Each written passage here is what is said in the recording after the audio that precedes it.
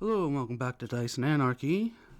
Today we are going to do something a little different.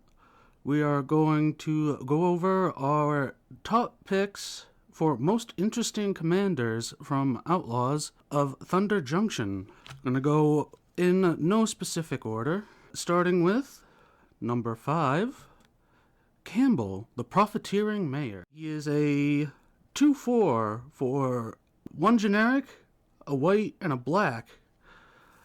And what you get is a human advisor that whenever one or more tokens enter the battlefield under your opponent's control, for each of them, create a tapped token that's a copy of it.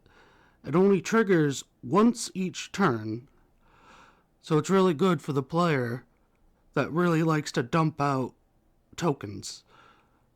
And, of course, whenever one or more tokens enter the battlefield under your control, each opponent loses 1 life and you gain 1 life.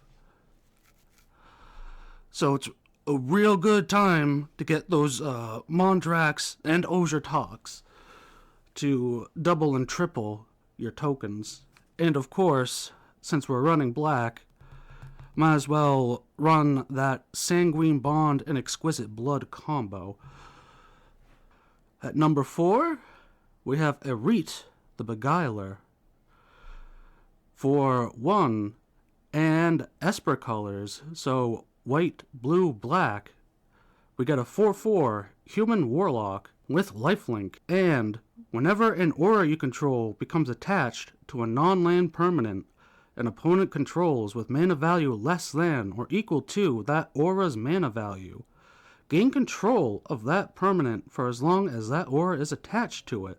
Your opponent have a troublesome creature, you are now allowed to essentially holy mantle it, and now it's yours. Number 3 is Willie Duke, a tin hero. A 4/2 for 1, a green, and a white. They have vigilance, and whenever Willie Duke, a tin hero, becomes tapped, you gain 1 life and draw a card. And vigilance doesn't cause a creature to tap when attacking, so good old Willie here is going to need a lot of things that cause it to tap. Say, since it's in green, tap for mana or tokens. And then at number 2, we have Roxsan Starfall Savant. She is a cat druid for 3 generic mana, a red and a green. She's a 4/3, and her ability is, whenever she enters the battlefield or attacks, create a tapped colorless artifact token named Meteorite. It has, when Meteorite enters the battlefield, it deals 2 damage to any target, and add 1 mana of any color.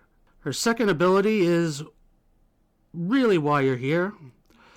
Whenever you tap an artifact token for mana, add 1 mana of any type that artifact token produced.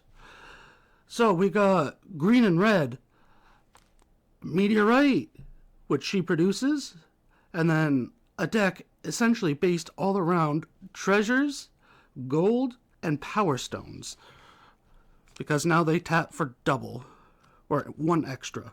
Number 1 is Tiny Bones, the Pickpocket. He is a 1/1 for 1, a skeleton rogue with Death Touch. And whenever Tiny Bones the Pickpocket deals combat damage to a player, you may cast target non-land permanent card from that player's graveyard, and mana of any type may be spent to cast that spell. Looks like a very good tiny leader, and you're going to have to play other stuff like discard and mill in order to get him ready to plunder the graveyard. It looks like he's going to be very fun.